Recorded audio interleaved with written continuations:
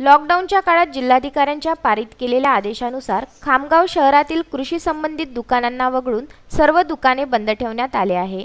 परंतु 8 मे रोजी खामगाव शहरातील पंचरत्न बनियान सेंटर हे दुकान उघडे दिसले असताना नगरपालिकेच्या भरारी पथकाने दुकानात जाऊन चौकशी केली असता दुकानाचा मालक आपल्या दुकानातील माल ग्राहकांना विकत असल्याचं दिसून आलं। विशेष म्हणजे या कारवाईत नगरपालिकेचे मुख्याधिकारी धनंजय बोरीकर स्वतः सहभागी होते। फरशी मार्केट बाजारामध्ये प्रतिबंधित असलेल्या दुकानांपैकी व्यापारी म्हणून पंचरत्न जे व्यापारी आहेत त्यांनी कपड्याची दुकानं आज इथं खुली ठेवलेली होती। मिळालेल्या आमच्या पथकाच्या कारवाईप्रमाणे काही कन्झ्युमर्स हे दुकानामध्ये यांनी मधल्यामध्ये शटर बंद करून त्यांना कोंडून ठेवल्याचाही प्रकारानं व्यापार सुरू असल्याचं निदर्शनास आलं।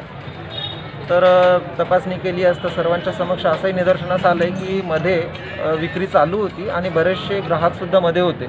एक प्रकारे हे माननीय जिल्हाधिकारी महोदयांच्या आदेशाचं संचारबंदी आदेश आणि एकत्रितच साथरोग नियंत्रण कायद्याचं उल्लंघन असल्यानं पुढील कार्यवाही पथकामार्फत त्यांच्या पंचरत्न बनियान सेंटर या दुकानाचे शटर लावून ग्राहकांना दुकानात माल विक्री होत असल्याचं दिसल्याने नगरपालिकेच्या भरारी पथकाने कारवाई करून हजारो रुपयांचा दंड ठोठावण्यात आला आहे। या कारवाईत भरारी पथकामध्ये नगरपालिकेचे कर्मचारी यांचा समावेश होता।